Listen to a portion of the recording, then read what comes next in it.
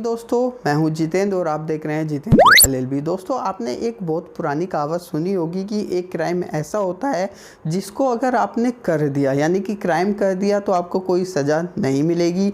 अगर आपने क्राइम करने की कोशिश की तो आपको सज़ा मिलेगी। यानी कि आपने कोशिश की और आपने क्राइम नहीं किया तो आपको सज़ा हो जाएगी, और अगर आपने क्राइम कर दिया तो आपको कोई सज़ा नहीं होगी। जी हाँ, मैं बात करने वाला हूँ सुसाइड के बारे में। दोस्तों, पहले क्या होता था कि एक कानून होता था कि अगर आप सुसाइड करने की कोशिश करते हैं और किसी वजह से बच जाते हैं तो आपको सज़ा का प्रावधान था, और अगर आप सुसाइड कर लेते हैं यानी कि व्यक्ति ही नहीं रहा तो उसको क्या सज़ा दी जाएगी, ये एक कानून था।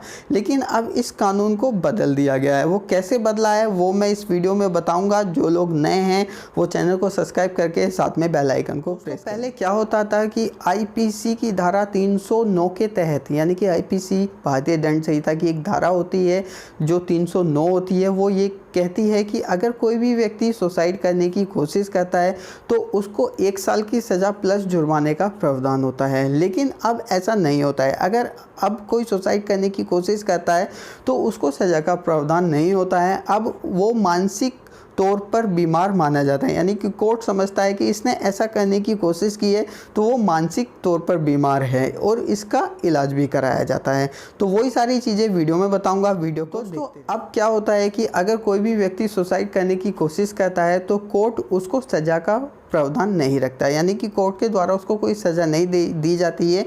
कोर्ट ये समझता है कि ये मानसिक तौर पर बीमार है जो इसने ऐसा करने की कोशिश की है, और कोर्ट के द्वारा एक उचित इलाज की व्यवस्था का भी प्रबंध किया जाता है, यानी कि उसका मानसिक इलाज भी कराया जाता है। तो अब ये पूरा प्रावधान कब लागू हुआ, कब कानून चेंज हुआ, वो भी मैं आपको बताऊंगा, तो वीडियो पर बने। दोस्तों, अब हमारे देश में आत्महत्या करना एक अपराध नहीं है। ये केंद्रीय स्वास्थ्य मंत्रालय ने जो हमारा एक अधिनियम था, मानसिक चिकित्सा अधिनियम, उसको 2017 में चेंज कर दिया और इसको गैर आपराधिक मामले में डाल दिया। यानी कि इस अधिनियम को चेंज करते हुए कहा गया, एक सूची को बनाया गया जिसको जारी किया गया और कहा गया कि ये एक अपराध नहीं है। अगर कोई भी व्यक्ति ऐसा करता है तो वो अपराध नहीं करता है, वो मानसिक बीमार होता है। मानसिक तौर पर इतना बीमार हो जाता है कि उसको पता नहीं होता कि वो क्या कर रहा है या अपने जीवन को ख़त्म कर रहा है, यानी कि अपनी लाइफ को ख़त्म कर रहा है।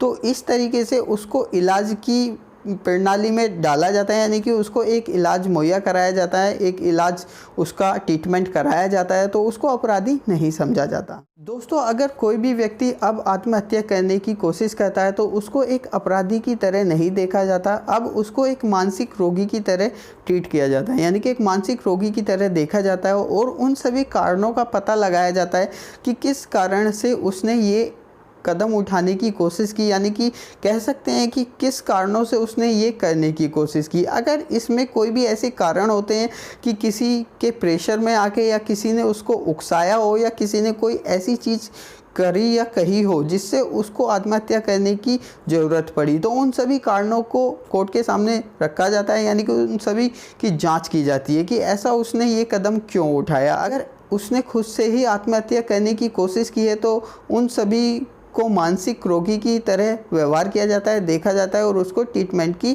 सुविधा दी जाती है। तो अब कह सकते हैं कि अब जो है आत्महत्या करना एक अपराध नहीं है, ये एक मानसिक बीमारी के अंदर आता है जिसमें कोई भी सज़ा का प्रावधान नहीं। आपको ये पता नहीं था तो ये मैंने आपको बता दिया, बहुत ही अच्छी जानकारी है। यानी कि कुछ लोगों को पता नहीं होता है, यानी कि बहुत सारे एग्ज़ाम स्टूडेंट देते हैं जिनको पुरानी चीज़ें ही अपडेट होती हैं, नई चीज़ क्या अपडेट हुई है वो पता नहीं होता है। जिन स्टूडेंट को ये चीज़ें, ये अधिनियम के बारे में नहीं पता था, वो मैंने बता दिया है। वीडियो अच्छी लगी है तो लाइक कीजिए, शेयर कीजिए। Thank you for watching this video.